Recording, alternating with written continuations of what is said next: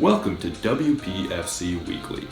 Today's top story comes all the way from Orlando, Florida, where one of the most heinous acts of all humankind has manifested. That's right, a Guy Williams lip sweater. The decision to sport facial hair that would make any pedophile proud comes directly before the man traveled to literally the world's mecca for unattended children, Disney World. This highly suspicious move has exploded throughout the internet, leaving behind shock and disgust, with countless people emerging from the rubble with nothing but heart-wrenching questions. Mr. Williams' wicked womb broom has already impacted his standing at the prestigious Western Park Football Club. I think when we do Rivals Week and you have to choose your favourite Williams brother, everybody already chooses Paul. I don't know how a guy could have swayed that even harder into Paul's favour, but he's managed it. So that's, I don't know, disturbingly impressive. I think you should keep it. Some people just want to watch the world burn. In other news, an association football game broke out Saturday morning in central Auckland. Despite advertisements of a picture-perfect pitch conditions at the park that shall not be named, play commenced on Disraeli Street, much to the dismay of the team that ended up losing.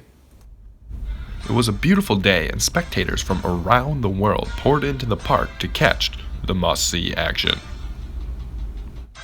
Sides were selected based on odd or even age number, commemorating the birth of Cam Baker and the baby caterpillar on Guy's face.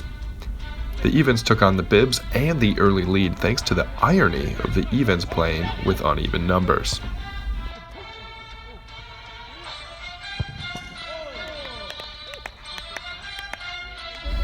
While possession was in favor of the Bids for much of the half, the furnace was hot for the odds as Tom sailed a few heaters just wide of goal. However, the efforts of Henri Ross and team captain Cook could not be denied, helping to account for a 3-goal lead at the break. Leading his team into uncharted territory, the captain's confidence was sailing at half, leading him to a strange bet with the opposing team. So the bet was we would continue our scoring run and win 8-0. And in that case, Jake Villain, would need to get his foot tattooed with my name. With body ink in play, Sanjay Patel laid out some wisdom on what his team needed to do. Score more goals. With Sanjay's advice fresh in their heads, the shirts took to the pitch. With Jake getting wiggy with it, Wiggison transferring to the shirts. However, Wiggy's infiltration of the odds roster was all a facade, as he was later found to be a double agent working for the Evens after he immediately produced an own goal for his new side. Even with their own team members attempting to sabotage a comeback, the odds had a much more successful half getting actual offense, including some kicks from birthday boy Cam Baker.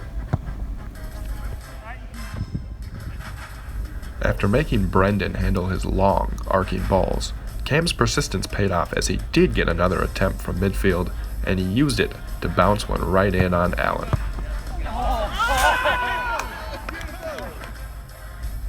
Allen would quickly get a chance for his own redemption after a handball was called in the box. Replay clearly shows contact by the hand, despite a spirited objection from JT. However, Wiggy once again used this opportunity to destroy his team from the inside by kicking it directly into Allen. The save would prove fatal for Allen, as he was later forced to the sidelines with a limp appendage. It's still attached. You hit your dick. My dick. That's still sore from the last game.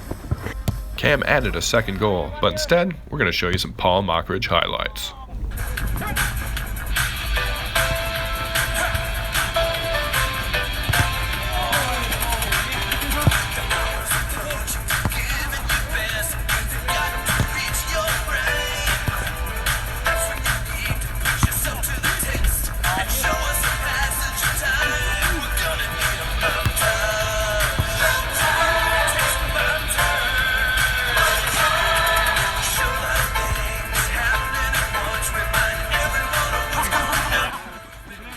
In what has become a recurring theme, Paul made plays with both of his heads, showing a fearless attitude and letting everyone know that he's got the biggest balls on the pitch. Although that could be from the swelling.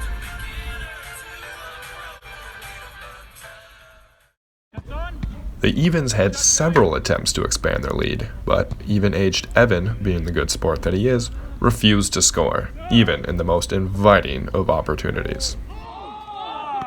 Just that it would have been better if I'd not missed them. A true class act. The Evens' dominance was further ingrained in the game, with Matt reminding other players that they were unlucky to be born without the necessary athletic ability to have success in football. Unlucky. With numbers waning towards the end of the game, curious bystander Edgar was subbed in to prove once and for all that khaki shorts are cool. The fan favorite showed energy but was unable to help his side, and after the match was quick to throw them under the bus for their performance. I think we could do better next week. Yikes! Other reactions also painted a dark sentiment over the showing. Not great. I don't know. Easy. But it's not Tough play. Bit disappointed. I was actually genuinely quite disappointed. Not good enough, really. It's a hollow victory, to be honest. Self-proclaimed all-star Brandon Green elaborated on the struggles of playing with inferior talent. Well, I mean, credit to me for keeping on turning up and being the best player on the pitch every week. Were you here last week? No, I wasn't here last week. When it was all said and done, the Evens took it 6-2 with efforts from Henri Rolfs and team captain Cook, while Cam Becker, the odds, was able to notch a brace.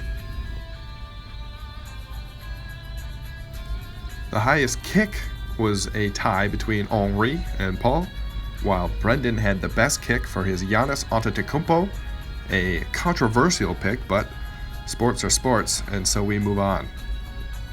The Ernest Rutherford Innovation Award went to Sanjay for his no-look, one-handed snag and goal, fighting off the sun, and surprised everyone, including himself, to come away with it. Perhaps one of the best moments in the history of the WPFC. And of course, Paul Mockridge did everything you would expect from Paul Mockridge to win the Paul Mockridge Award for being Paul Mockridge. The man of the match was the newly minted 33-year-old Cam Becker, who had 2 goals in this one in addition to that one birthday this week. Here's Cam talking about his divine performance. I get the weekend 33, man. It's when Jesus died. Jesus. You did great. When was he resurrected? Yeah. 33. It's all coming together. Well, it certainly sounds like this could be the year for Cam. Thanks for tuning in, everyone. That's all the time we have for today. Make sure you catch us next week as we discuss the severity of Neymar's latest fake injury.